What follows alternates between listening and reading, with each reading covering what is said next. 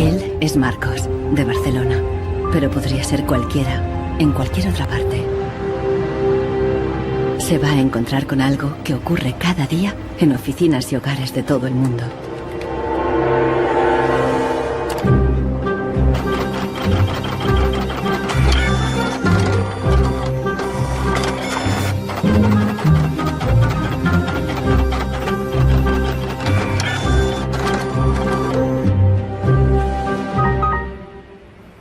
Una pieza de la impresora ha fallado y el fabricante recomienda llevarla al servicio técnico. El meu tècnic fa un diagnòstic previ, pero aquest diagnòstic ja són 15 euros més IVA. Seguramente será difícil encontrar las piezas para poder repararla. Realment, reparar-la no li surt molt a compte. Que reparar-la parlem d'uns 110, 120 euros. Tienes impresoras desde 39 euros. Per preu, té una impressora que té molta més velocitat d'impressió. Jo t'aconsellaria que miressis impressores noves. Així que, sens dubte, jo em compraria una nova, Ensenyo. No es casualidad que los tres vendedores sugieran comprar una nueva impresora. Si acepta, Marcos será una víctima más de la obsolescencia programada, el motor secreto de nuestra sociedad de consumo. Our role in life seems to be just to consume things with credit, to borrow money to buy things we don't need. Nous vivons dans une société dominée par une économie de croissance dont la logique est non pas croître pour satisfaire les besoins, mais croître pour croître. Dans une société de croissance, quand il n'y a pas de croissance, c'est catastrophique. So if the consumer does not purchase, the economy is not going to grow. Planned obsolescence, the desire on the part of a consumer to own something a little newer, a little sooner than is necessary. En este documental revelaremos cómo la obsolescencia programada ha definido nuestras vidas desde los años 20, cuando los fabricantes empezaron a acortar la vida de los productos para aumentar las ventas. Also hat man sich gedacht, dann beschränken wir einfach die Lebensdauer auf 1000 Stunden. Descubriremos que diseñadores e ingenieros se vieron forzados a adoptar nuevos valores y objetivos. Was back to the drawing board and come out with something that was more fragile. Take time, those things. Take time them. So when you finally paid for them, they're used up. Conoceremos una nueva generación de consumidores que está llevando la contraria a los fabricantes. I do think that Apple's development of the iPod was intended to be one of planned obsolescence. ¿Es viable una economía sin obsolescencia programada y sin su impacto sobre el medio ambiente? Posterity will never forgive us. Posterity will suddenly find out about the throwaway lifestyles of people in the advanced countries.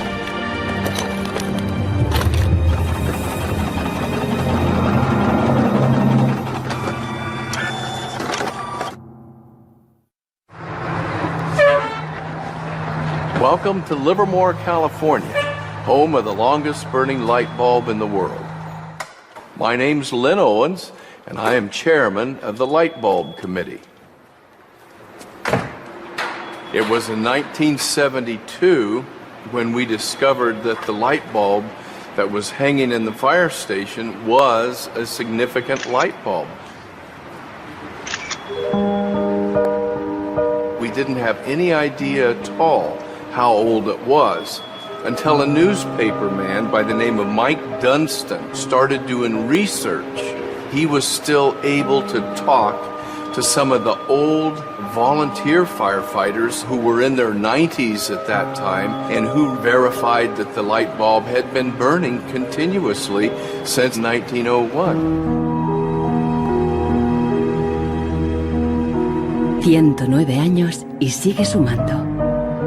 La imagen de la bombilla está en internet 24 horas al día. De momento se han agotado ya 2 webcams y la bombilla va por la tercera.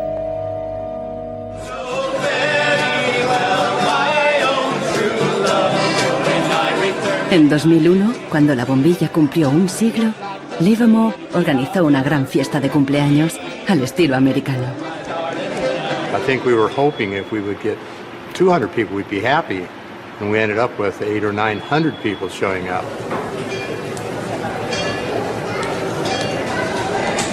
One nation, under God, indivisible, with liberty and justice. Do you think that anybody would sing happy birthday to a light bulb?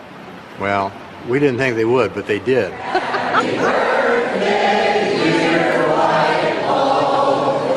Happy birthday to you.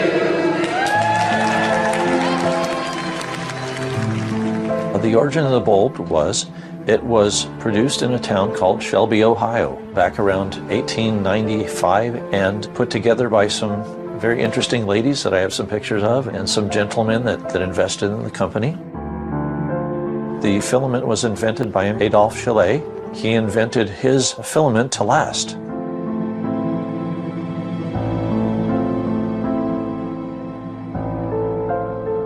Why does his filament last? I don't know. It's a secret that he made and that died with him. La fórmula para un filamento de larga duración no es el único misterio en la historia de las bombillas. Un secreto mucho mayor es cómo y por qué este humilde producto se convirtió en la primera víctima de la obsolescencia programada. Weihnachten 1924 war ein ganz besonderer Tag. In einem Hinterzimmer in Genf trafen sich einige Herren in Nadelstreifenanzügen, um einem geheimen Plan nachzugehen. Sie gründeten das erste weltweite Kartell, das sich zum Ziel setzte, die Glühbirnenproduktion der gesamten Länder zu kontrollieren und den Kuchen namens Weltmarkt unter sich aufzuteilen. Dieses Kartell hat den Namen Phoebus. Phoebus incluía a los principales fabricantes de bombillas de Europa y de Estados Unidos, e incluso de lejanas colonias en Asia y África. Das Ziel ist gewesen, Patente auszutauschen, die Produktion zu kontrollieren und vor allem aber den Verbraucher zu kontrollieren. Es ist umso besser für diese Firmen, wenn der Verbraucher regelmäßig Glühlampen kauft, und wenn die Glühlampen lange brennen, ist das ein ökonomischer Nachteil. En un principio, la meta de los fabricantes era una larga vida para sus bombillas. On October 21st, 1871, numerous experiments resulted in the production of a small unique lamp of comparatively enormous resistance. The filament being under conditions of great stability after the... En 1881, Edison puso a la venta su primera bombilla. Duraba 1500 horas. En 1924, cuando se fundó el cártel Phoebus, se anunciaban con orgullo 2500 horas de vida útil y los fabricantes destacaban la longevidad de sus bombillas. Also hat man sich bei Phoebus gedacht, dann beschränken wir einfach die Lebensdauer dieser einzelnen Glühbirnen auf 1000 Stunden.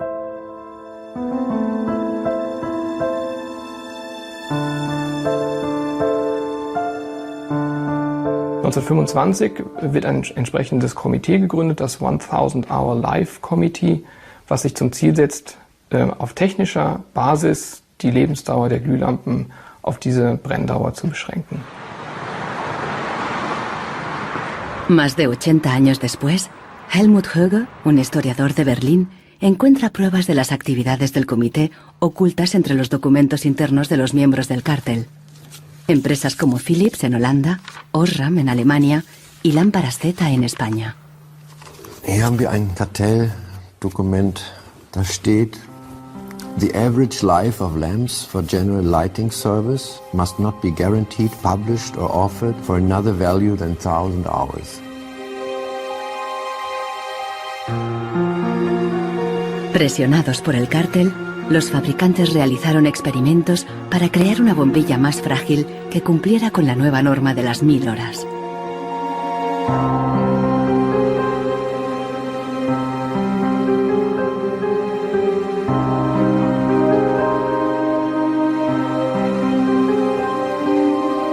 La fabricación estaba rigurosamente controlada para asegurarse de que se cumplía la norma. Eine Maßnahme bestand beispielsweise darin, einen Prüfstand zu errichten, in dem viele kleine Sockel zu finden sind, in die dann wiederum einzelne Exemplare aus verschiedenen Produktionsreihen eingeschraubt wurden und Firmen wie Osram haben dann genauestens protokolliert, wie lange diese Lampen brannten. Phoebus creó una complicada burocracia para imponer sus reglas. Los fabricantes eran multados severamente si se desviaban de los objetivos marcados.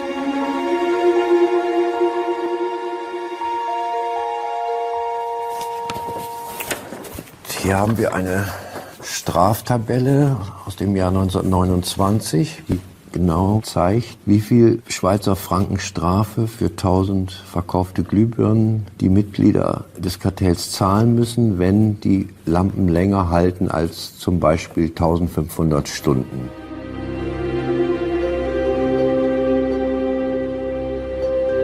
A medida que la obsolescencia programada surtía efecto, la vida útil empezó a caer. En solo 2 años pasó de 2.500 horas a menos de 1.500. En los años 40, el cártel ya había conseguido su objetivo. Una bombilla estándar duraba 1000 horas.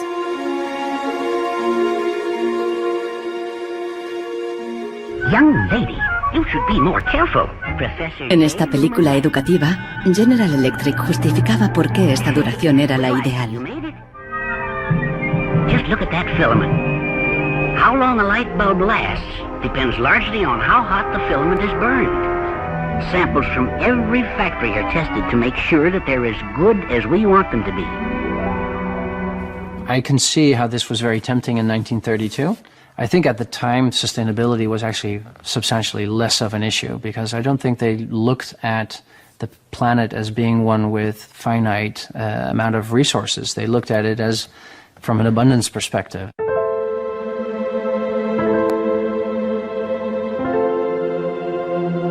En 1942, el cártel salió a la luz. El gobierno americano demandó a General Electric y a otros fabricantes.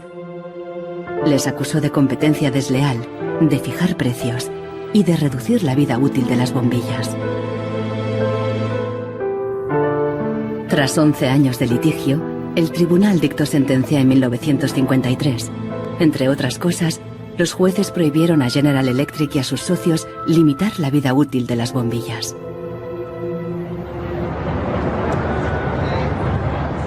Pero en la práctica, la sentencia tuvo poco efecto y las bombillas continuaron durando 1000 horas.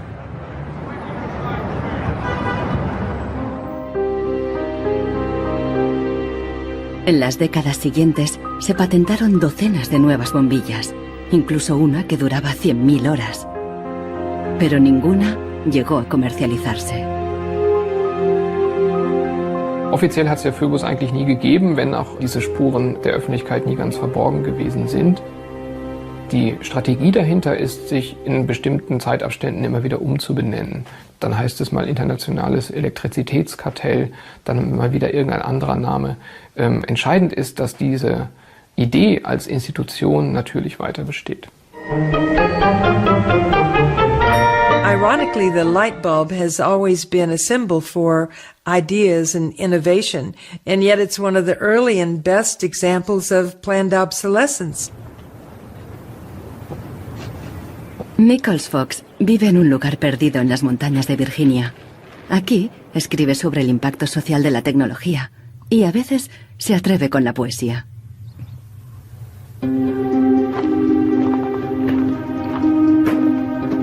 When in the dark the bogles are about, behind the bushes hiding at the ready, before you faint with fright or give a shout, you want illumination ever steady. Well, flashlights are very important for me, especially if you live out in the country where there are no street lights. I started having enormous problems with them, and yet I would get a new bulb, I would get new batteries, and these flashlights just wouldn't work. Nichols Fox es víctima de la obsolescencia programada, aún estando lejos de la moderna vida urbana. Here's a General Electric memo from the 30s. 2 or 3 years ago, we proposed a reduction in the life of flashlight lamps from the old basis on which one lamp was supposed to outlast 3 batteries to a point where the life of the lamp and the life of the battery would be approximately equal. Flashlights are not toys. Flashlights are safety devices. It's just infuriating, really, to think that, first of all, they would do this so quietly, and second of all, they would do it at all. I believe it's the duty of everyone to complain about products that don't work. So I decided to write sonnets of complaint. A sonnet of complaint, I prefer the Italianate form of sonnet which Shakespeare used. Instead, this box is filled with a collection of flashlights dead and way beyond repair. Scarcely used and coddled to perfection, their quick demise I cannot think is fair. So can it really be too much to ask that ever-ready's lights be made to last?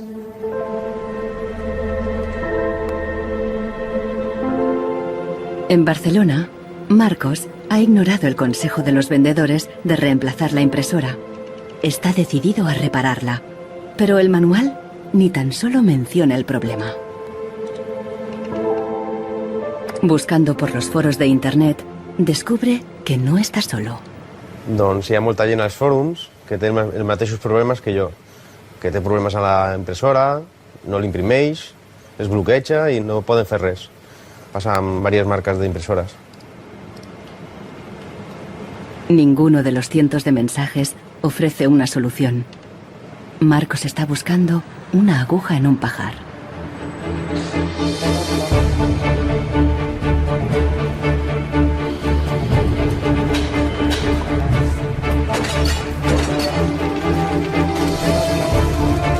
La obsolescencia programada surgió al mismo tiempo que la producción en masa y la sociedad de consumo.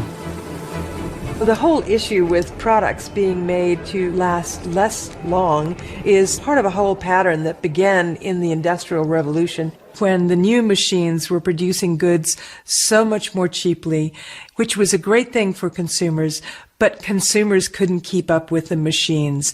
There was so much production. Con la producción en masa bajaron los precios y muchos productos fueron más asequibles. Pero los fabricantes estaban preocupados. ¿Cuánto duraría esta bonanza? ¿Qué pasaría cuando todo el mundo lo tuviera todo? Ya en 1928, una influente revista de publicidad advertía: un artículo que no se desgasta es una tragedia para los negocios.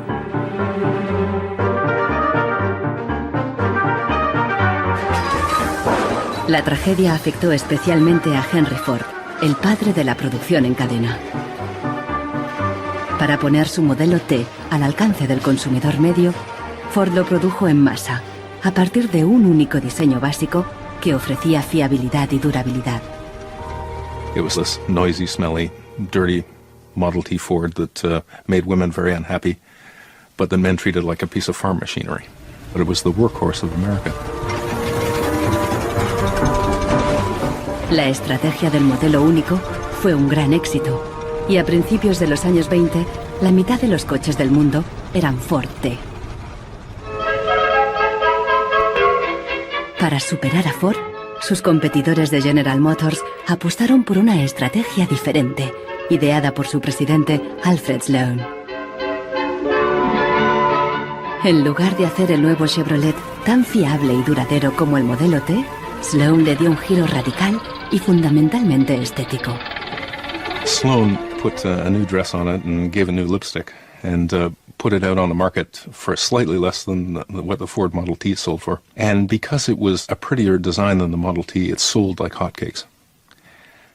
So he realized that he didn't have to beat Ford at his engineering game. He could beat Ford at the design game. Sloan introdujo el concepto del modelo anual, con una sucesión de diferentes tamaños, formas y colores. Su objetivo era que los consumidores cambiaran de coche cada 3 años. La estrategia funcionó y las ventas de Ford cayeron porque los consumidores empezaron a ver el modelo T anticuado y obsoleto. En 1927, tras producir 15 millones de unidades, Ford retiró el modelo T del mercado.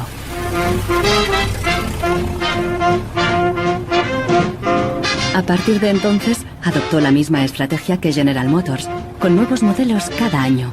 La industria del automóvil creció como la espuma y aceleró la economía.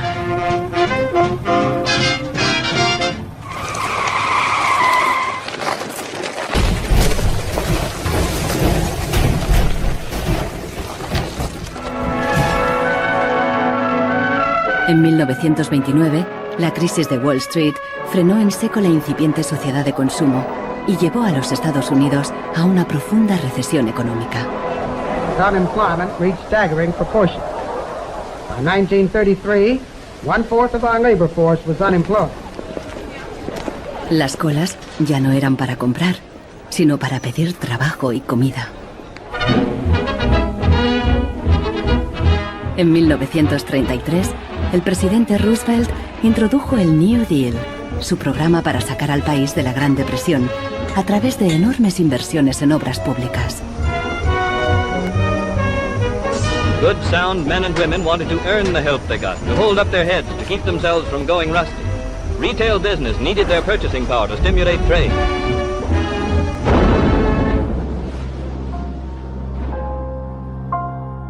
Pero no todo el mundo confiaba en el New Deal. Desde Nueva York llegó una propuesta radicalmente diferente. Bernard London, un prominente inversor inmobiliario, sugirió salir de la depresión haciendo obligatoria la obsolescencia programada. Era la primera vez que el concepto aparecía por escrito. London planteaba que todos los productos tuvieran una vida limitada, con una fecha de caducidad, después de la cual se considerarían legalmente muertos. Los consumidores los devolverían a una agencia del gobierno para su destrucción. Quien se quedara un artículo después de caducado pagaría una multa. This forced expiration date would revive the consumerability and the need for more production of such consumer products as something great. I thought it was a great idea. Bernard London creía que con la obsolescencia programada obligatoria, las fábricas seguirían produciendo, la gente continuaría consumiendo y habría trabajo para todos. He was trying to achieve a balance between capital and labor where there would always be a market for new goods. So there would always be a need for labor and there would always be a reward for capital. Giles Slade está en Nueva York para saber más sobre la persona que hay detrás de la idea. London era judío y llegó a Estados Unidos desde Europa del Este a principios del siglo XX. Entró en el negocio inmobiliario y ganó millones con numerosos proyectos de construcción por todo Nueva York. He was a man who was inclined to make money. He was a capitalist. But he was also a man who was a philanthropist. He looked out for the good of his fellow man. Participó en muchos proyectos de beneficencia, especialmente en escuelas para niños judíos pobres. No queda claro si con la obsolescencia Bernard London pretendía maximizar los beneficios o bien ayudar a los parados. Giles Slade se pregunta sobre sus motivaciones personales y ha localizado a alguien que le conoció. I have a picture of Bernard London and You do? Well, I think so, and I wonder Oh, if I don't believe I wonder if it. you'll be able to recognize him. He's there. Oh, in don't tell me which one he Okay, is. And okay. let's see. Oh, isn't that interesting? Yes. Definitely intellectual looking. And you met Bernard London in 1933. When I was about 16, 17, my dad and mother had this big Cadillac car, which was the size of a Zeppelin. Mother was driving like a chauffeur. Dad was in the front, and Mr. and Mrs. London were in the back of the big limousine. Dad said that Mr. London should explain his philosophy to me. He's a very interesting man. And he just told me in a few words that that was his idea to reduce the depression. We were in an economic mess, worse than today even. He was obsessed with this idea. Like an artist is utterly obsessed with his paintings, you know. He actually whispered to me in the car, afraid that his theory might be too radical.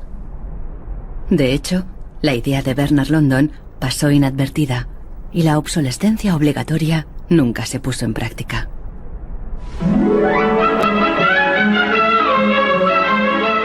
Veinte años más tarde, en los años 50, la obsolescencia programada resurgió, pero con un giro crucial. Ya no se trataba de obligar al consumidor, sino de seducirle. Planned obsolescence. The desire on the part of a consumer to own something a little newer, a little better, a little sooner than is necessary. We certainly in America and by Esta es la voz de Brooks Stevens, el apóstol de la obsolescencia programada en la América de la posguerra. Este elegante diseñador industrial creó desde electrodomésticos hasta coches y trenes, contando siempre con la obsolescencia programada. A tono con la época, los diseños de Brooks Stevens transmitían velocidad y modernidad. Hasta su casa era inusual. This is the home that my father designed and that I grew up in.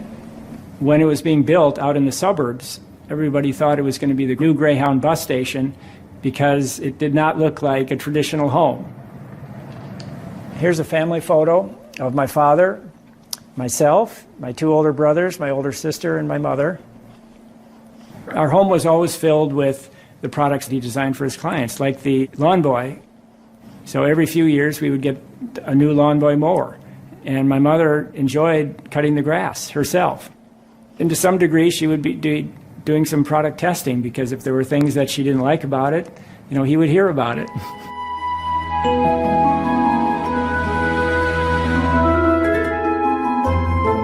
One of the most important things that my father felt always in designing a product is that it made a statement. He detested products that were bland and really did not, create any desire within the consumer to inspire the purchase. Unlike the European approach of the past, where they tried to make the very best product and make it last forever, meaning you bought such a fine suit of clothes that you were married in it and then buried in it, and never a chance to renew it. The approach in America is one of making the American consumer unhappy with the product that he has enjoyed the use of for a period, have him pass it on to the second-hand market, and obtain the newest product with the newest possible look. Brooks Stevens viajó por todos los Estados Unidos, promoviendo la obsolescencia programada en charlas y discursos. Sus ideas cuajaron y tuvieron un amplio eco.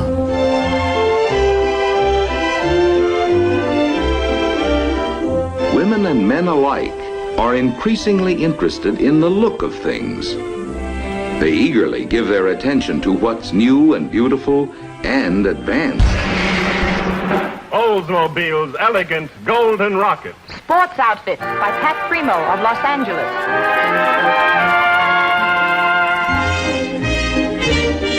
El diseño y el marketing seducían al consumidor para que deseara siempre el último modelo.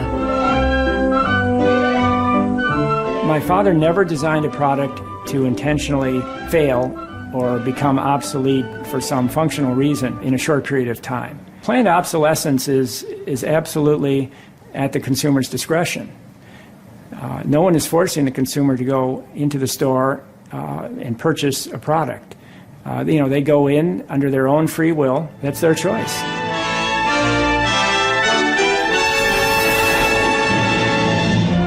Libertad y felicidad a través del consumo ilimitado. El estilo de vida americano de los años 50 sentó las bases de la sociedad de consumo actual.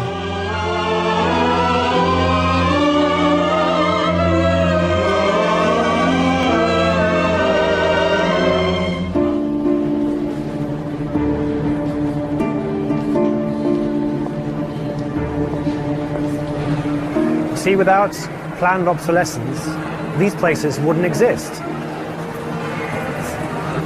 There wouldn't be any products, there wouldn't be any industry, there wouldn't be any designers, architects, there wouldn't be any salespeople, cleaners, there wouldn't be any security guards. All the jobs would go. La obsolescencia programada está en la raíz del considerable crecimiento económico que el mundo occidental ha vivido a partir de los años 50. Desde entonces, el crecimiento ha sido el santo grial de nuestra economía. Nous vivons dans une société de croissance dont la logique est non pas croître pour satisfaire les besoins, mais croître pour croître, croître à l'infini, faire croître sans limite la production et pour justifier cette croissance de la production, faire croître sans limite la consommation. Serge Latouche, un destacado crítico de la sociedad del crecimiento, escribe a menudo sobre sus mecanismos. Au fond, il y a trois instruments fondamentaux qui sont la publicité, l'obsolescence programmée et le crédit.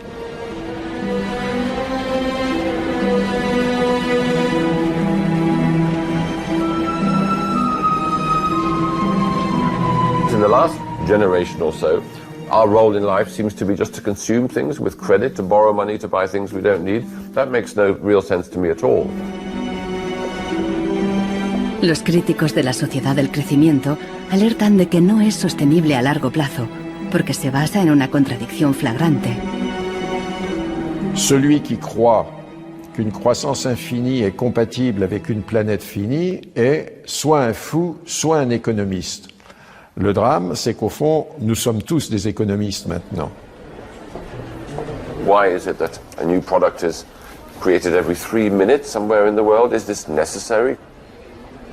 I think a lot of people have realized that things need to change when they're being told by politicians to go shopping or to start consuming as the best way to restart the economy. On peut dire qu'avec la société de croissance, on est embarqué dans un bolide qui désormais manifestement n'a plus de pilote, qui va à toute allure et dont on peut prévoir le destin qui est soit de se fracasser contre un mur, soit de sombrer dans un précipice.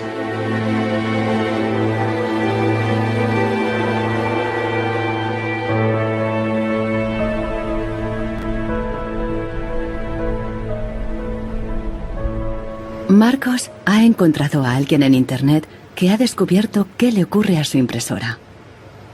I tried to print a document and it said parts inside your printer require replacement, so I decided to do a little servicing of my own. Hello, Marcos. I got your message. Marcos ha contactado con el autor del video. How are you? I looked into it, and it turns out that there's a thing in the bottom of the printer called a waste ink reservoir. And the way inkjet printers work is they constantly have to clean the print heads, and they do that by squirting ink through them down a hole in the bottom of the printer into this great big sponge. There's just a preset time when it's squirted a certain number of drops down there, that then the printer decides it's full of ink and won't function anymore. Mm-hmm. The justification is they don't want to put ink all over your desk. But I think the problem goes deeper than that. It's the way the technology works. It's just designed to fail.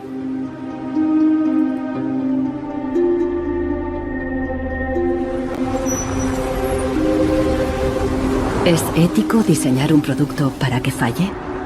¿Qué opinan los diseñadores y los ingenieros de la obsolescencia programada? Giles Slade está investigando cómo reaccionaron cuando el concepto se extendió. In the 1950s, there's a debate among engineers about whether or not they should be deliberately death dating products, and most of the debate is framed in a magazine called Design News. Las empresas querían que se acortara deliberadamente la vida útil de los productos mediante el diseño técnico.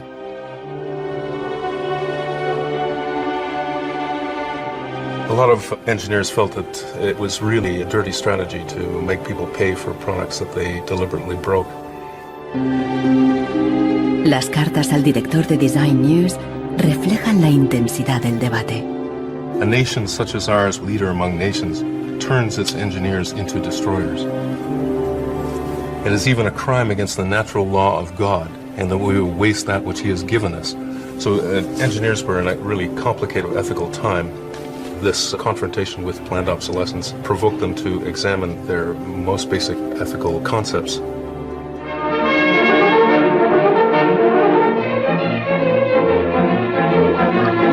El dilema no se ventiló solo en las revistas de ingeniería.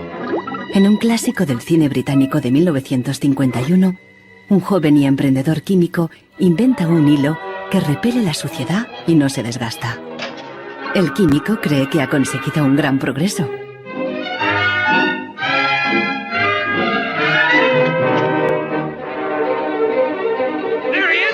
Pero no a todo el mundo le gusta el invento, y al poco le persiguen no tan solo los dueños de la fábrica, sino también los obreros, que temen por sus empleos.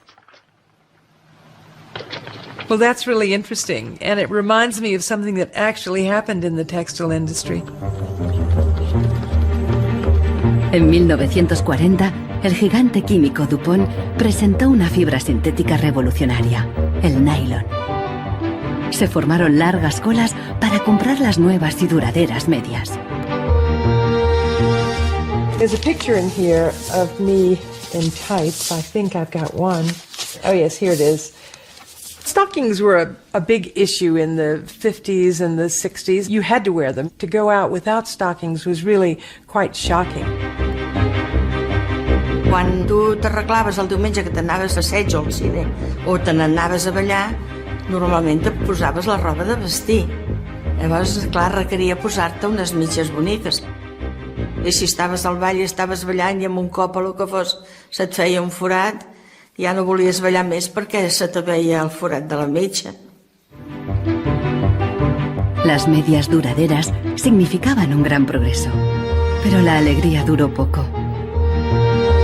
My father worked for DuPont before and after the war in the nylon division, and he told me a story about how when nylon first came out and they were trying it out for use in stockings, the men in his division were asked to take these stockings home for their wives and girlfriends to try out. My father brought them home to my mother, and of course she was one of the testers. She was delighted with the first products because they were so sturdy. Los químicos de DuPont tenían motivos para estar orgullosos. Incluso los hombres admiraban la resistencia de las medias de nylon. The problem was that they worked too well. They lasted too long. The women were very happy with the fact that they didn't get runners in them. Unfortunately, this meant that the companies producing the stockings were not going to sell very many. DuPont dio nuevas instrucciones al padre de Nichols Fox y sus colegas. For the men in his division, it was back to the drawing board to try to make the fibers weaker and come out with something that was more fragile and would run so that the stockings wouldn't last as long. Wenn man die Lebenszeit einer Strumpfhose verkürzen will, dann ist es eigentlich recht einfach, denn eine Strumpfhose besteht nicht nur aus Nylon, sondern sie besteht aus Zusatzstoffen, die zum Beispiel das Nylon stabilisieren gegen das UV-Licht von der Sonne. Jetzt kann man die Menge dieser Zusatzstoffe einfach variieren. Wenn man dafür wenig Zusatzstoffe oder gar keine reingibt, dann werden diese Strumpfhosen von der Sonne zerstört und dann reißen sie wesentlich leichter. Das heißt, man kann sozusagen den Zerfall, die Zerstörung einplanen. Pronto, las medias volvieron a tener carreras. Això va ser una cosa molt escalonada, no va ser allò una cosa de dir, pam, ara venen de cop bones i ara de cop dolentes, entens? Va ser una cosa esgraonada cada vegada, doncs la mitja o era potser més fina, menos resistent. Los mismos químicos que habían aplicado todo su saber para crear un nylon duradero siguieron la corriente de la época y lo hicieron más frágil. Ese hilo eterno desapareció de las fábricas, igual que en el cine. We need control of this discovery. Complete control. If you want twice the amount in that contract, we will pay it. $250,000. To suppress it. Yes. ¿Qué opinaban los químicos de DuPont de reducir la vida de un producto deliberadamente? Must have been frustrating for the engineers to have to use their skills to make an inferior product after they'd tried so hard to make a good product. But in a way, I suppose that's the outsider's view. Probably they just had a job to do. Make it strong, make it weak. That was their job. Among engineers, there was a shift taking place in consciousness. There was an old school of engineers who believed that they should make a permanent, usable product that would never break. And there was a new school of engineers that were driven by the market who were clearly interested in making the most disposable product that they could. And this debate resolved itself by these new school of engineers taking over. So how often do you change your mobiles? 18 months. Once a year. Once a year. Once a year. Hoy en día, la obsolescencia programada se enseña en las escuelas de diseño y de ingeniería. Boris Knuff da clases sobre el ciclo de vida del producto, el eufemismo moderno de la obsolescencia programada. I went shopping for you. I've got a couple of things. A pan,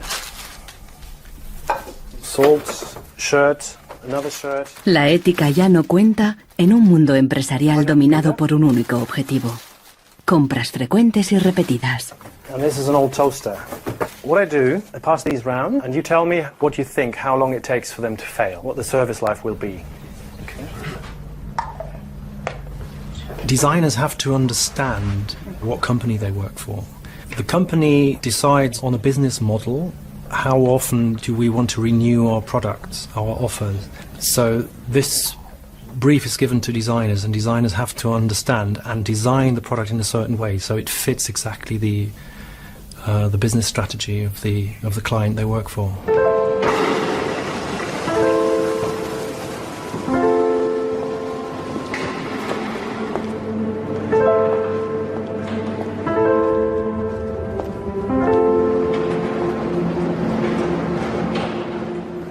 Consultando manuales de instrucciones, Marcos se da cuenta de que los ingenieros determinan la vida útil de muchas impresoras al diseñarlas.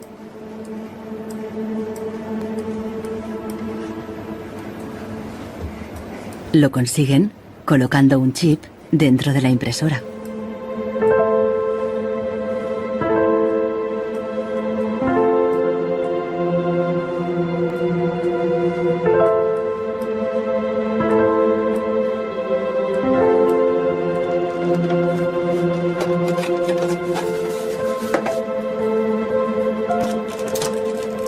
Hi ha un altre xip, que és una EEPROM, que és un xip on es guarda una compta d'impressions. I quan s'arriba a una determinada compta és quan es bloqueja la impressora i deixa d'imprimir. Ahora que ha descubierto al culpable, Marcos intentará poner en marcha de nuevo su impresora.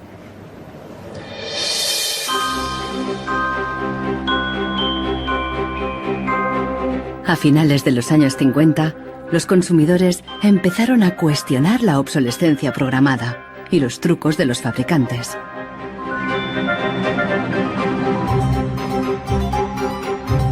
La Asociación de Consumidores de Estados Unidos puso a prueba la vida útil y la durabilidad de numerosos productos.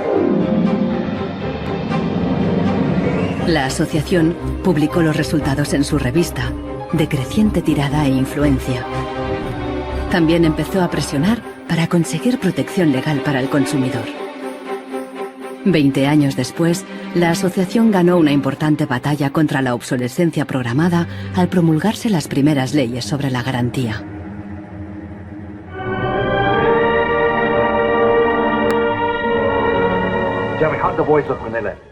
La cultura popular también empezó a hacerse eco de la obsolescencia programada. Incluso apareció en el clásico teatral de Arthur Miller, Muerte de un viajante.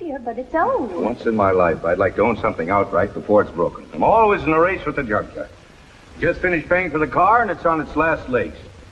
The refrigerator consumes belts like a crazy maniac. They time those things. They time them, so when you finally paid for them, they're used up.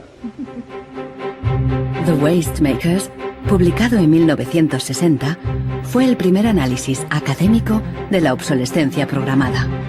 Su autor, Vance Packard, era famoso por un libro sobre el poder de la publicidad. Su nueva obra se convirtió en un bestseller. Good evening, Mrs. Packard. Packard aprovechó cualquier oportunidad para criticar una sociedad basada en el consumismo y el despilfarro. I have a feeling that we're in for some grim days ahead. I think the over-commercialization of American life is starting to change our American character in some ways that disturb me. I think we're becoming more self-indulgent as a people. And I think to some extent we're being encouraged to be more self-indulgent. Well, that's kind of a grim prophecy. Well, I wish I could be more cheerful. Los críticos de la sociedad de consumo vieron sus fallos, pero no se propusieron una alternativa radical, porque en aquella época ya existía una, al otro lado del telón de acero. A finales de los 50, en plena Guerra Fría, aún parecía posible la victoria del comunismo sobre el capitalismo como sistema político y económico.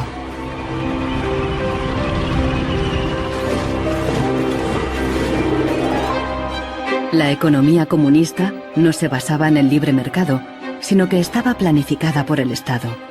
Era poco eficiente y sufría una falta de recursos crónica. En ese sistema, la obsolescencia programada no tenía ningún sentido. En la antigua Alemania del Este, la economía comunista más eficiente, las normas estipulaban que las neveras y las lavadoras debían funcionar durante 25 años. Hier, dieser DDR-Kühlschrank, den habe ich 1985 gekauft. Der ist also mindestens 24 Jahre alt. Und die Glühbirne ist ebenso alt, habe ich noch nie ausgewechselt. Die ist also auch schon fast 25 Jahre alt. En 1981, una fábrica de Berlín Este empezó a producir una bombilla de larga duración. Da oben war die zentrale Prüfstelle für die Lebensdauer von Glühbirnen.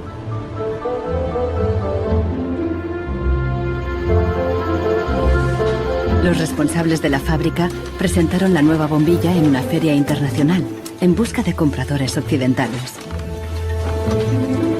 Als die ostdeutschen Glühlampenhersteller 1981 diese Langlebensdauerglühlampen auf der Hannoveraner Messe präsentierten, meinten ihre Westkollegen von Osram, ihr wollt euch wohl alle arbeitslos machen. Woraufhin die NAVA-Leute, Ingenieure, antworteten, nein, im Gegenteil, indem wir Ressourcen schonen und den Wolfram nicht verpulvern, behalten wir gerade unsere Arbeitsplätze. Los occidentales rechazaron la bombilla.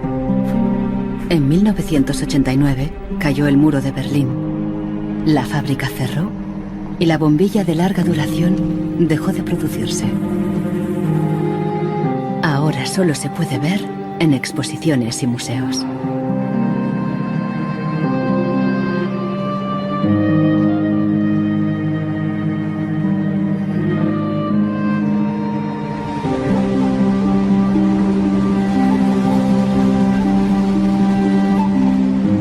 Veinte años después de la caída del muro de Berlín, el consumismo desenfrenado se da tanto en el este como en el oeste.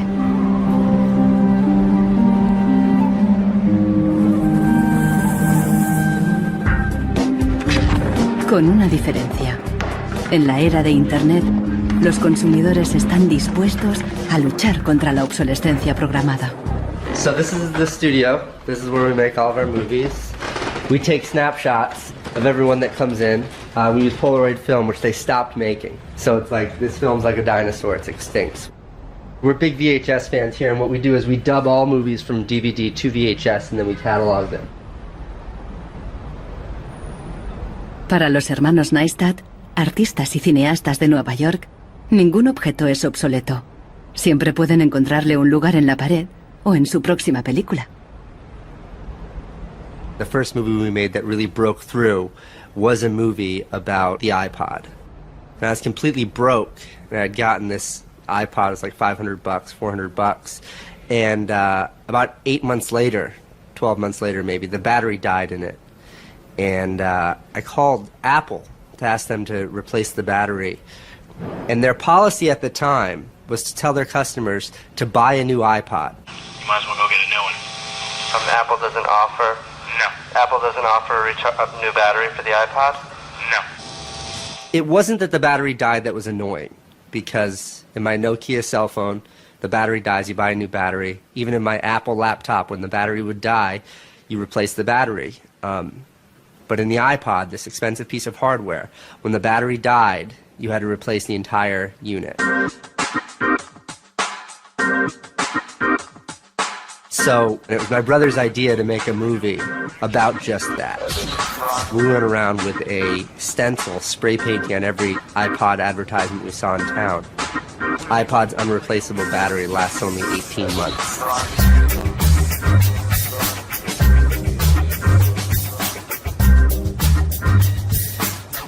We put the video on our own little site, iPodsDirtySecret.com.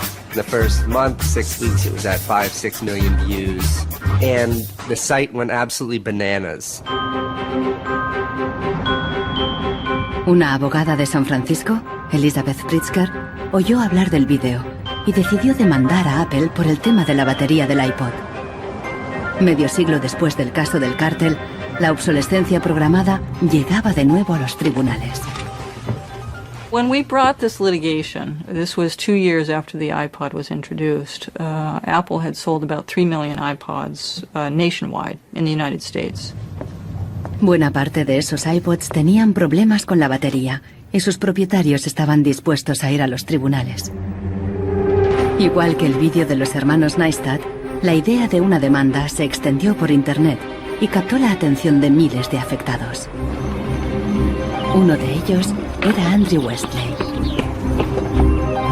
I'm a music-oriented person, and my iPod is an extension of my being. I bought it actually to hold my music while I traveled transcontinental, and I think on the first flight between San Francisco and New York, if I'm remembering it correctly, the battery had drained before we actually took off on the runway. We selected from amongst the consumers who had called us individuals who would serve as representatives in a class action. A class action is really a device that's fairly unique to the United States, where a small group of people stands in the shoes of a large group to bring one claim before a court. My role in that case was as class representative on behalf of thousands, maybe tens of thousands of people. The case came to be known as Westley versus Apple. When my friends and family learned that this was a major case, they thought I was, becoming a radical. Here I am going to sue, I was the next Erin Brockovich. En diciembre de 2003, Elizabeth Pritzker presentó la querella ante el Tribunal del Condado de San Mateo, a un tiro de piedra de la sede central de Apple.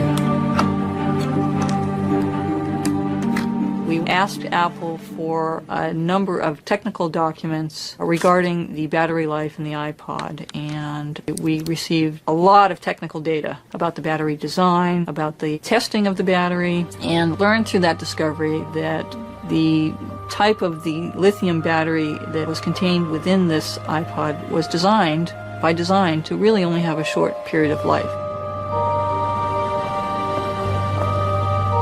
I do think that Apple's development of the iPod was intended to be one of planned obsolescence. El caso nunca llegó a juicio. Después de meses de tensión, las dos partes llegaron a un acuerdo. Apple creó un servicio de recambio de las baterías y prolongó la garantía a 2 años. Los querellantes recibieron una compensación. Andrew Westley aceptó un descuento de $50 para un nuevo producto Apple. They retained me as a customer. I bought an expensive laptop, and so I couldn't help but think that in the end, really, the benefit of my specific settlement really was Apple's benefit.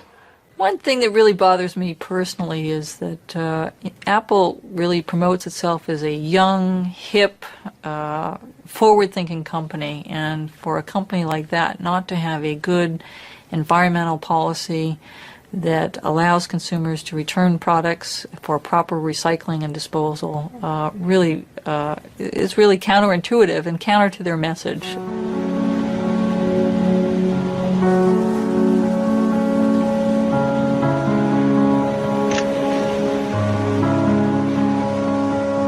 La obsolescencia programada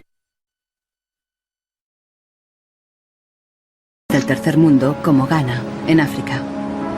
It's been between 8 and 9 years now when I noticed that loads and loads of containers were coming to this country with electronic waste. We're talking about end-of-life computers, end-of-life television sets, which nobody wants in the developed countries. Un tratado internacional prohíbe enviar residuos electrónicos al tercer mundo. Pero los mercaderes usan un simple truco: declararlos productos de segunda mano. They pack the very good electronic items, usually 10 out of a 40-footer container, in front, and the rest, which is simply junk, behind. So once the custom officials open a container, you think it's loaded with very good electronic items that are functional and would work almost forever.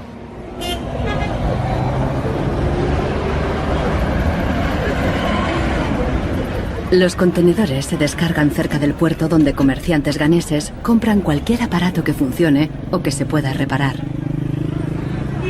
De aquí los llevan a la capital, Accra. En Ghana, si algo se puede reparar, no se tira así como así. Andrew Obusu compra ordenadores de segunda mano de Europa y los repara. This machine is from Spain. I check this machine and then get to find out that the hard disk is not working. Then I change the hard disk, the one is working. And then this one too, the fault was from the VGA. Yeah, I changed the VGA, it was working. If I find out where the fault is, it takes about 30 minutes, 20, 10. Obusu vende estos ordenadores a estudiantes, escuelas y pequeñas empresas. No entiende la mentalidad de usar y tirar de los países desarrollados. But here Africa, it's not easy. Before a fellow gets computer, it's not easy. So that person will just throw it away. Will service it.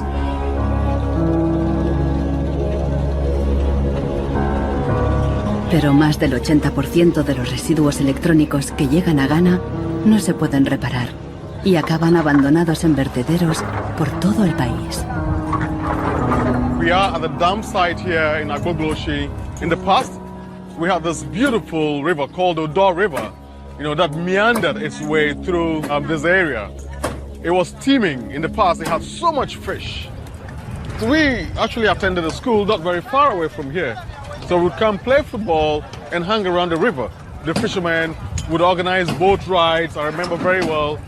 But now it's all finished, it's all gone. And that makes me really, really sad. And it makes me angry. Hoy en día, aquí no hay niños jugando después de clase. En su lugar, jóvenes de familias pobres vienen a buscar chatarra. Queman la funda de plástico de los cables para obtener el metal que llevan dentro.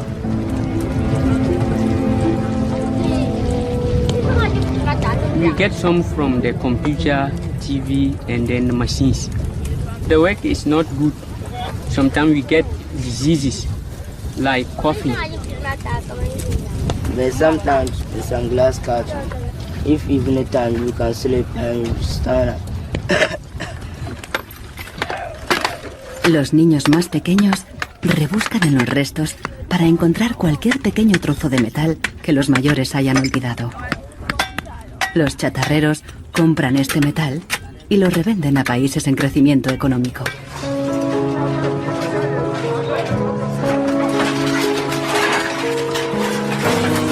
Actualmente, sus clientes principales son Dubái y China.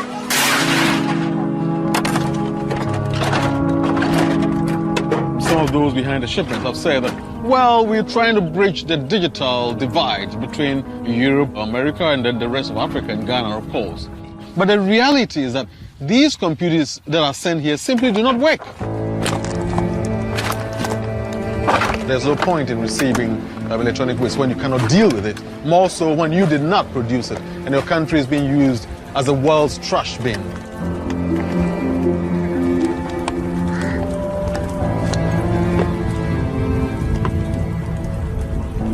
The trash that for so long in the industrial age has been hidden from view is now coming into our lives and we can actually no longer easily avoid it. The waste economy is reaching its last legs because they don't physically have anywhere else to put the waste. Planned obsolescence, what I understand of it is it has been driven because there are economical incentives to do so. It is more interesting for a company to build a product that doesn't last longer than 3 years or 1,000 hours, because then it can sell more products. I think in the course of time, we've come to realize that the planet that we're living on cannot sustain that forever. There's a limit to natural resources, and there's a limit to energy resources that we have. Posterity will never forgive us. Posterity will suddenly find out about the throwaway attitudes, the throwaway lifestyles of people in the advanced countries. Gente de todo el mundo ha empezado a actuar contra la obsolescencia programada. Mike Anane lucha desde el final de la cadena. Ha empezado recopilando información. This is where I keep the e-waste that have asset tags or property tags. This says Amu Center Nordvest Zeeland. It's from Denmark. This is from Germany, sent here simply to be dumped. Westminster College, Leeds City Council, also in the UK. This is from Italy. Apple should know better. It's a company that claims to be so green. There's a lot of Apple products that are being dumped here. I have a database that contains the asset tags, the contact addresses, telephone numbers of the companies that owned the electronic waste that have been dumped in Ghana. Mike piensa convertir esta información en pruebas para una denuncia ante un tribunal. We need to take some action, some punitive measure. We need to sue people so they stop dumping e-waste in Ghana. We have in the United States several models of legislation that I think could be adapted in this area. We have, for example, the Clean Air Act, the Clean Water Act. That type of legislation easily could be adapted to electronic or manufacturing process where you are requiring manufacturers who produce products to ensure that they are disposed of in a way that is environmentally friendly. I think that we've got to stay on top of it. We've got to absolutely band together. We've got to use the internet, we've got to blog about it, and we've got to band together the strength in numbers, and that's the only way to change it.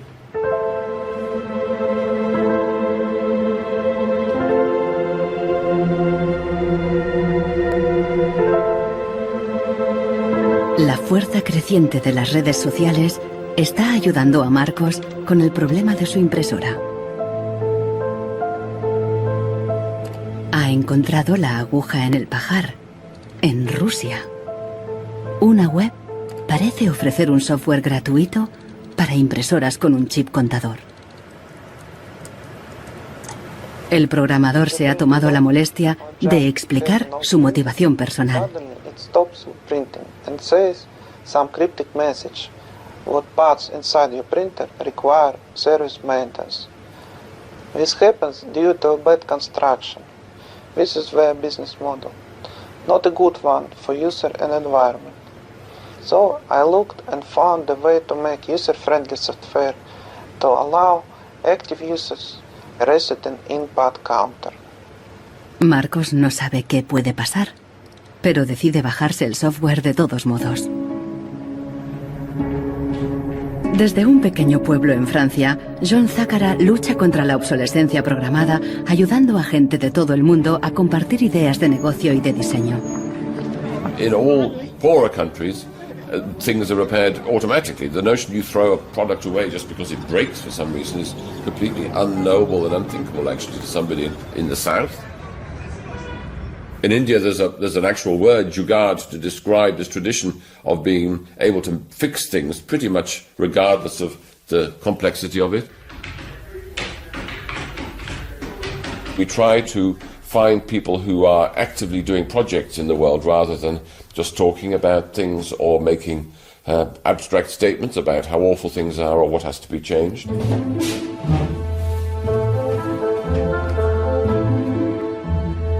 Uno de ellos es Warner Phillips, descendiente de la dinastía de los fabricantes de bombillas.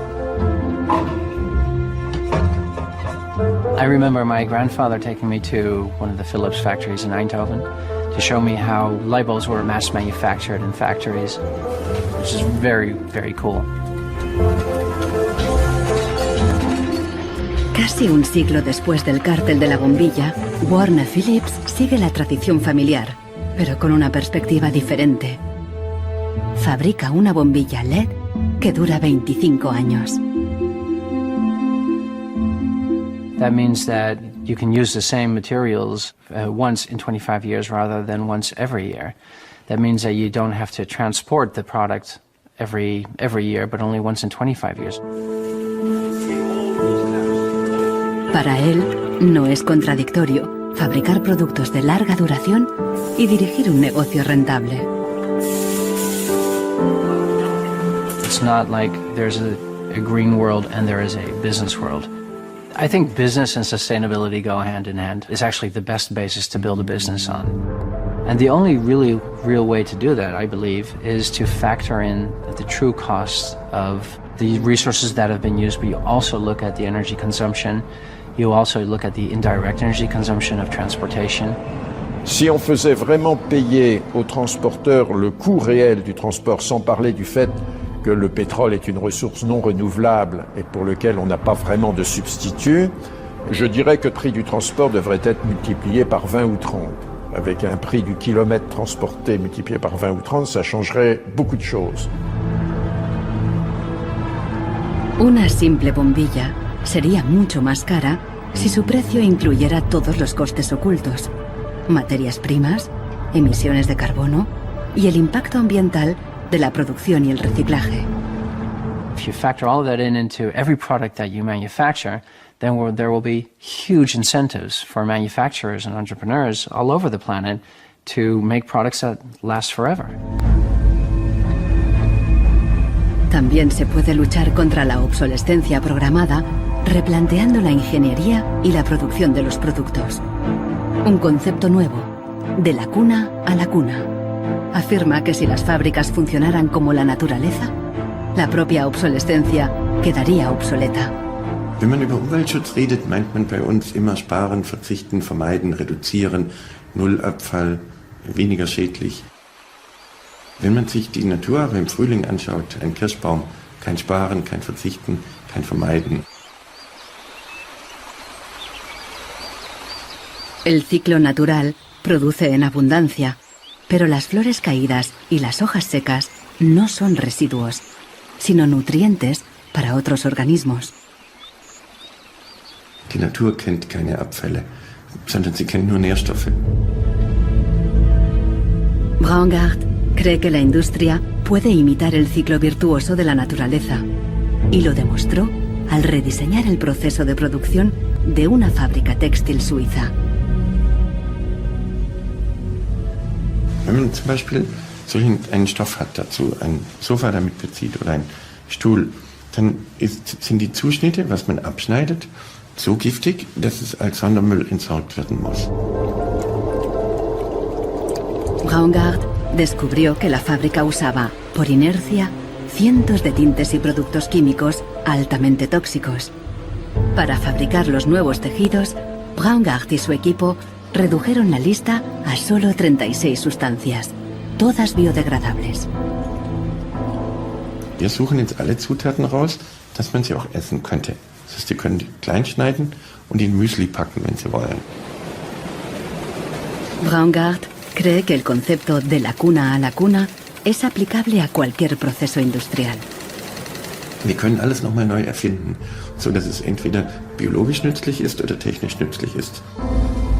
Wenn man eine Müllgesellschaft hat, ist jedes kurzlebige Produkt natürlich ein Müllproblem. Wenn es aber eine Gesellschaft ist, die Nährstoffe macht, ist jedes kurzlebige Produkt wieder eine Chance, etwas Neues zu machen. Para los críticos más radicales de la obsolescencia programada, no basta con reformar los procesos productivos. Quieren replantear nuestra economía y nuestros valores. C'est une vraie révolution. C'est d'abord une révolution culturelle, parce que c'est un changement de paradigme, c'est un changement de mentalité. Esta revolución se llama decrecimiento. Al igual que Brooks Stevens en los años 50, Serge Latouche viaja de charla en charla, pero él propone abandonar totalmente el crecimiento.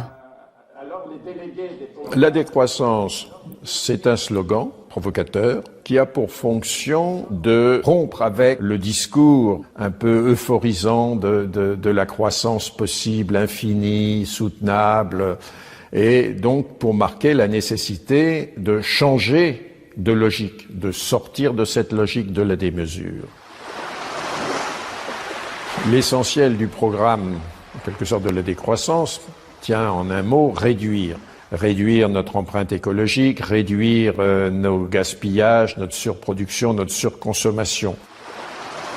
Réduisant la consommation, en réduisant la production, mais en libérant du temps libre, on peut développer d'autres formes de richesse qui ont l'avantage d'être, de ne pas s'épuiser quand on les consomme, comme l'amitié, le savoir. We increasingly rely on objects to give us a sense of self-esteem and identity. It's partly the consequence of the breakdown of things that used to give us identity, like membership of a community or relationship to the land, or all sorts of soft and social things which have been replaced by consumerism.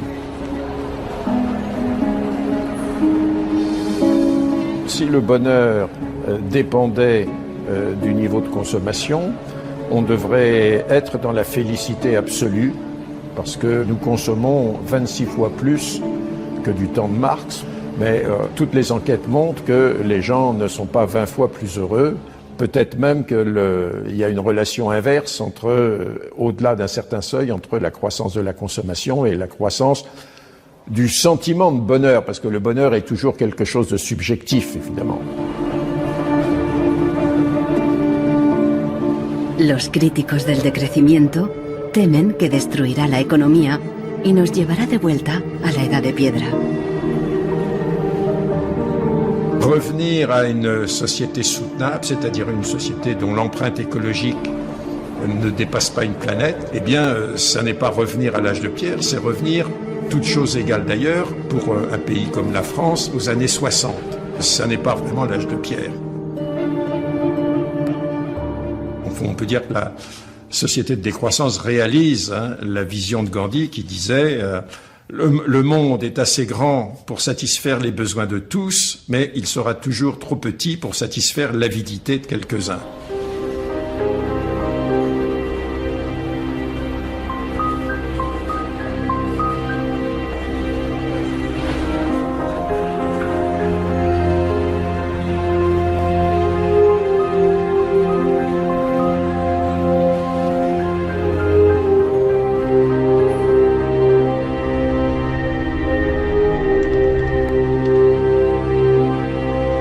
Marcos está instalando el freeware ruso en su ordenador. Con el nuevo programa, puede poner a cero el chip contador de la impresora. La impresora se desbloquea inmediatamente.